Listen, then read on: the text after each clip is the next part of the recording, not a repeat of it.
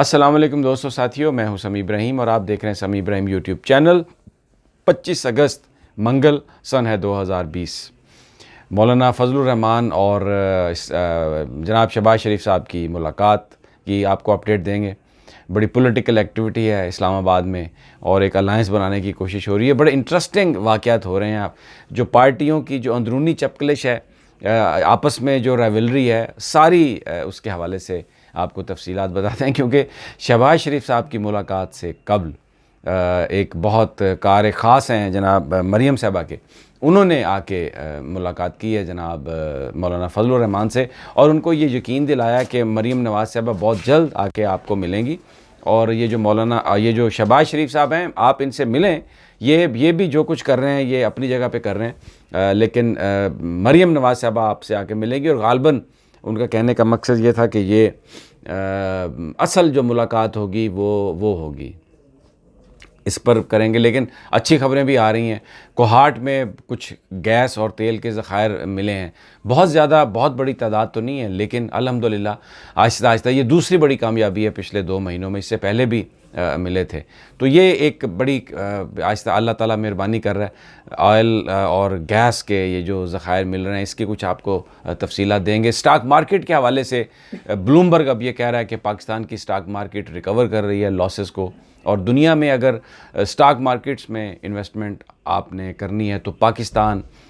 وہ جو 10-15 جگہیں ہیں پوری دنیا میں جہاں پر پیسہ سٹاک مارکیٹ میں آپ کو زیادہ ملتا ہے، واپس ریٹرن جسے ہم کہتے ہیں، پروفٹ جسے ہم کہتے ہیں، وہ یہ کہنا ہے بلومبرگ کا کہ جو بہت بڑا ایک نیٹ ورک ہے فائنینشیل، کہ پاکستان اس حوالے سے بہت بہتر ہے، اور پاکستان نے بہت سارے جو اپنا لاس ہے اس کو وہ ریکور کر لیا۔ دوسرا، جو چیف جسٹس اسلام آباد ہائی کورٹ ہیں، انہوں نے جو نیب جو انٹیریئر کے ایڈوائزر ہیں شہزاد اکبر صاحب، ان کے حوالے سے پٹیشن تھی، اس پر فیصلہ ریزرو کر لیا، لیکن بڑے انٹرسٹنگ انہوں نے ریمارکس دیے ہیں۔ انہوں نے کہا کہ اگر یہ وزیر اعظم کا اختیار ہے کہ قانون اور آئین کے تحت وہ کسی کو بھی ایڈوائزر رکھ سکتے ہیں، لیکن اگر انہوں نے کسی نااہل بندے کو رکھ لیا ہے تو اس میں یہ ان کی اپنی ثوابدید ہے، کیونکہ یہ ان کا ثوابدیدی اختیار ہے۔ بہت انٹرسٹنگ اس میں پوائنٹس آج ڈسکس ہوئے ہیں۔ فیصلہ انہوں نے ریزرو کر لیا۔ دیکھیں اب شہزاد اکبر صاحب کا جو مستقبل ہے اس پر ایک تلوار تو لٹک رہی ہے، کس طرف وہ آتا ہے فیصلہ اسی وقت پتہ چلے گا جب جسٹس اطہر معین اللہ اپنا فیصلہ سنائیں گے یا اس کو لکھیں گے۔ تو سب سے پہلے مولانا فضل الرحمان کے حوالے سے آپ کو میں بتاتا ہوں۔ اب یہ دیکھیں، یہ بالکل ویسی ہی صورتحال ہے، اس کو اگر ہم کمپیریزن کریں، جس طرح عمران خان صاحب کی کابینہ ہے اور ان کے وفاقی وزراء ایک دوسرے کے خلاف بیانات بھی دیتے رہتے ہیں، ایک دوسرے کے خلاف وہ لڑتے جھگڑتے بھی رہتے ہیں، لیکن پرائم منسٹر انہیں کچھ نہیں کہتے۔ انہوں نے اپنے سارے گھوڑے چھوڑے ہوئے ہیں، وہ کہتے ہیں بھی آپ اپنا جو سکور ہے آپ خود سیٹل کریں۔ تو ادھر آپ دیکھیں کہ شہباز شریف صاحب نے کل یہ کہا کہ وہ مولانا فضل الرحمان صاحب سے ملیں گے، ان کے تحفظات دور کریں گے، اور آج 11 بجے ان کی میٹنگ بھی ہوئی، لیکن ان کی میٹنگ سے تھوڑی دیر پہلے جو ایڈوائزر ہیں سابقہ وزیر اعظم صاحب کے، جب وہ نواز شریف صاحب کے ایڈوائزر ہوتے تھے، وہ وہاں پر پہنچ گئے ہیں۔ مولانا فضل الرحمان سے ایک ملاقات کی انہوں نے، اور ذرائع ہمیں یہ بتاتے ہیں کہ یہ جو ملاقات تھی یہ کوئی شیڈیول میں نہیں تھی، ان ایکسپیکٹڈ یہ ملاقات تھی، سویرے ہی ٹیلی فون آئے اور پیغام دیا انہوں نے مریم نواز صاحبہ کا، یہ کہا کہ جی وہ آپ سے ملیں گی آ کے، اور سارے جو معاملات ہیں وہ طے کریں گی۔ آپ بالکل شہباز صاحب سے ملاقات کریں، لیکن ان سے آپ جو ملاقات ہے وہ آپ اس تناظر میں دیکھیں کہ شہباز صاحب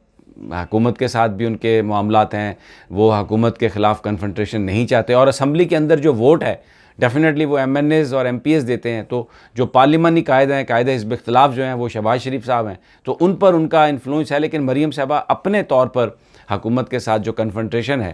اس کو ذرا ہوا دے رہی ہیں، اور اب یہ تاثر بھی ہے کہ شاید نواز شریف صاحب بھی انہی کے ساتھ ہیں۔ تو بڑا انٹرسٹنگ آج یہ سارا سین تھا۔ شہباز صاحب پہنچے، ملاقات ہوئی، بڑی مولانا نے ان کو ریسیو بھی کیا، سب کچھ ہوا، لیکن جو عرفان صدیقی صاحب کی جو پہلے ملاقات تھی اس پر بڑی چیمیں گوئی ہیں اسلام آباد میں، بڑے آئی بروز ریز ہو رہے ہیں، بڑی انگلیاں ریز کی جا رہی ہیں کہ یہ اس حد تک پارٹی کے اندر جو مخالفت ہے، اور حالانکہ پارٹی اقتدار میں نہیں ہے، باہر ہے، کہیں پہ کوئی صوبائی حکومت بھی نہیں ہے، لیکن کوئی بندہ بھی اپنی جو گرپ ہے اس کو چھوڑنے کے لیے اس پر تیار نہیں ہو رہا، اور مریم نواز صاحبہ نے عین اس موقع پر بھیجا جناب عرفان صدیقی صاحب کو جس وقت مولانا فضل الرحمان صاحب آنے والے تھے. اب بہت سارے جن مسلم لیگیوں سے میری بات ہوئی ہے تو میں نے ان سے پوچھا, میں نے کہا یہ اس سچویشن کو آپ کیسے بیان کریں گے؟ تو انہوں نے کہا آپ نے ورڈ سنا تارپیڈو کا؟ میں نے کہا ہاں جی بالکل. وہ کہتے ہیں وہ تارپیڈو نکلتا ہے نا, جس شپ میں پانی کے اندر سے آ کے لگتا ہے نا, اس شپ کا ستیہ ناش کر دیتا ہے. تو آج مریم صاحبہ نے تارپیڈو مارا ہے شہباز شریف صاحب کو, اور اب وہ کتنے تباہ ہوں گے پولیٹیکلی, کیا اس کے اثرات ہوں گے, یہ آنے والا وقت بتائے گا. مولانا کس کے ساتھ جانے کو زیادہ ترجیح دیں گے؟ کیا کیونکہ جو نواز شریف صاحب کی جو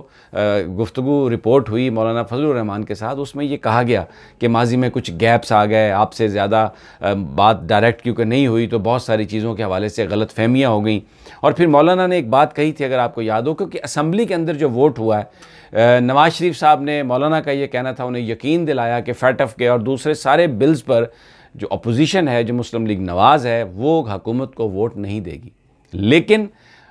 جب ووٹنگ ہوئی تو وہ سارے کے سارے بجٹ پر بھی اور دوسرے بلز پر بھی وہ سب حکومت کے ساتھ تھے, انہوں نے وہ حکومت کی مدد کی. تو مولانا اس پر خاصے خفا, انہوں نے پھر اپنا الائنس بنایا اور کہا کہ یہ بڑی جماعتیں جو ہیں ان کے ساتھ میں نہیں ملوں گا. تو اب ایک چیز یہ لوگ بات کر رہے ہیں یہاں پر جو پولیٹیکل سرکلز ہیں کہ نواز شریف صاحب زیادہ انحصار کریں گے مریم نواز صاحبہ پر, اور ابھی جو الائنس کی پالیٹکس ہے, جو احتجاج کی پالیٹکس ہے, کیونکہ شہباز شریف صاحب اس سے متفق نہیں ہیں, وہ سمجھتے ہیں کہ اس سے حالات زیادہ خراب ہوں گے. تو ان تمام ایشوز کے لیے مریم نواز صاحبہ کو آگے کیا جا رہا ہے. اور یہ بھی اس بات کا بھی امکان ہے کہ جو عرفان صدیقی صاحب آ کے ملے ہیں مریم کے کہنے پر, اس کی اپروول نواز شریف صاحب سے کسی نہ کسی انداز میں لی گئی ہو. بہرحال شہباز شریف صاحب کے لیے یہ بہت بڑا دھچکا ہے, اور وہ کیا